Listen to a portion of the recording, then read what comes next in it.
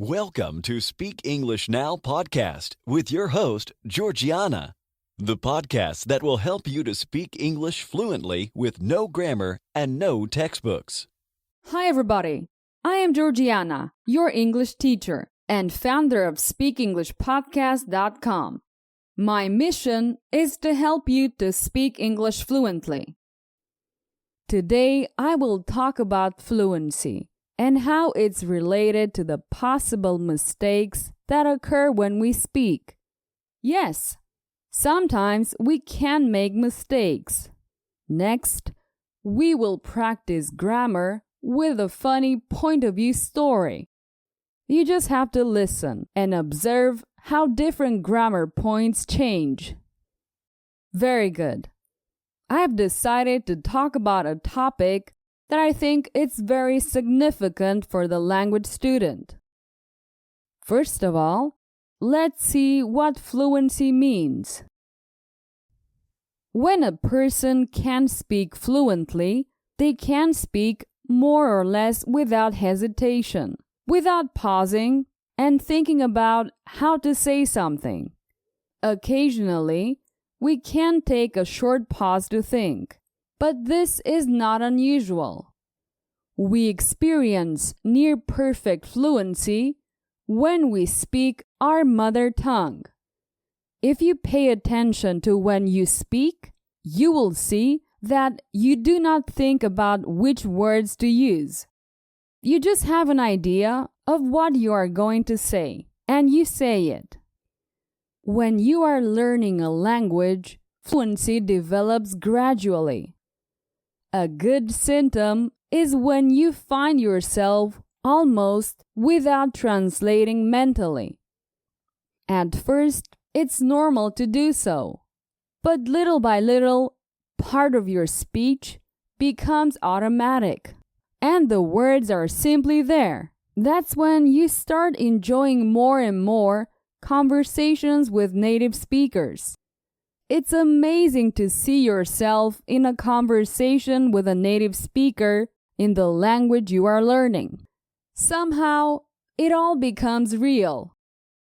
Traditional or more academic methods insist on mastering more formal aspects, such as grammar rules, word position, or conjugations.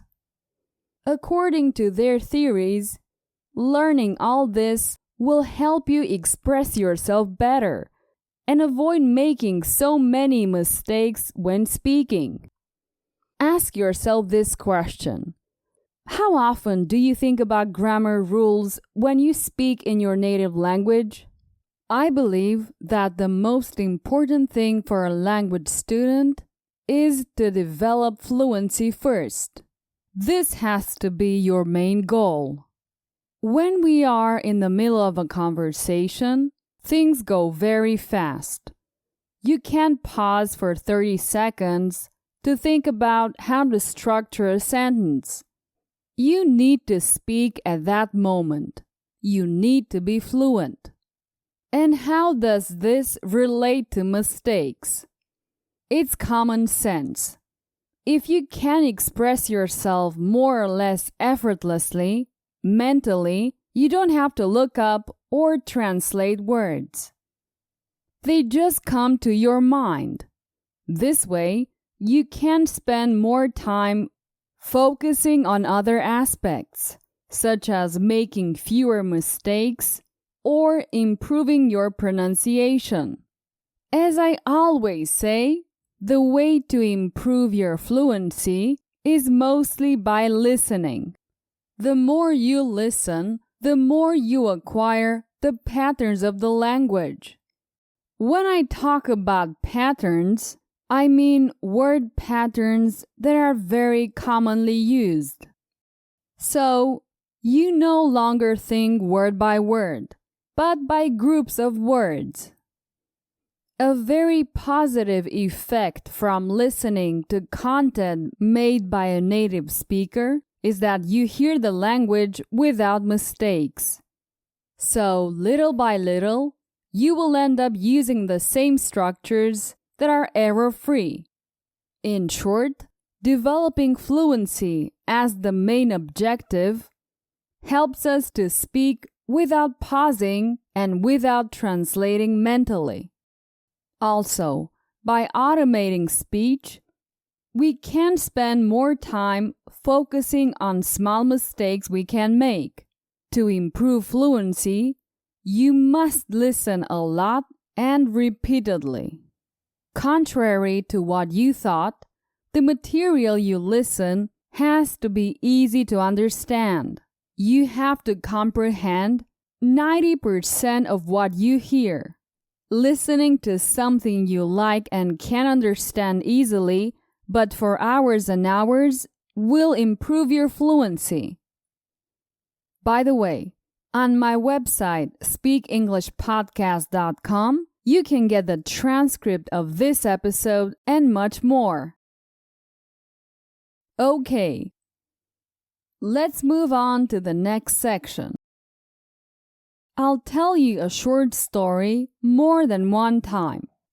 Every time, I'll change a grammar point. For example, I can change the tense or the person. This way, you will intuitively notice the changes. Let's first hear the story in the past tense. He went to the United States to practice because he wanted to speak fluently. However, he only read textbooks and grammar books to hold conversations. He always carried a backpack full of textbooks. To form a single sentence, Matthew needed about 27 minutes on the average because he had to check all kinds of grammar rules. Obviously, people got bored with him right away. One day, Matthew stopped to ask a guy named Tom how to get to a place. After 27 minutes, Matthew managed to say, "Good morning. Where is the train station?" Oddly enough, Tom was carrying 2 backpacks full of textbooks and began to open them and consult them. After an hour and a half, Tom said, "Go straight ahead and left." Matthew realized that Tom was also an English student and was doing the same as him, but with more intensity. He thought, how boring it is to talk to a person like that. It only takes me less than 30 minutes to say something. I think that guy is very obsessed with grammar. Okay, now imagine that we explain the same thing, but in the future. Matthew will be an English student. He will go to Australia to practice because he will want to speak fluently. However, he will only read textbooks and grammar books to talk to people. He will always carry a bag full of textbooks. To form a single sentence, Matthew will need about 37 minutes on average because he will have to check all kinds of grammar rules. Obviously, people will get bored with him right away. One day, Matthew will stop to ask a man named Tom how to go somewhere. After 37 minutes, Matthew will manage to say, "Good afternoon. Where is the subway station?" Oddly enough, Tom will carry 2 bags full of books and start opening them and consulting them. Tom will answer him after 2 hours. "Go straight ahead," and he will leave. Matthew will realize that Tom will also be an English student and will do the same thing as him, but more decisively. He'll think, "What a bore to talk to a person like that." It only takes me less than 40 minutes to say something. This guy is very obsessed with grammar. Okay, this is the end of this short lesson. As you can see, just by changing a point of view of the story, you can learn grammar intuitively. This is one of the techniques that I use in my premium courses. I recommend you to take a look at speakenglishpodcast.com/courses. Okay, this is the end of this episode. Remember to listen to it several times. It will help you with your English. See you soon. Bye-bye. Did you enjoy today's episode? Get the transcript now at speakenglishpodcast.com.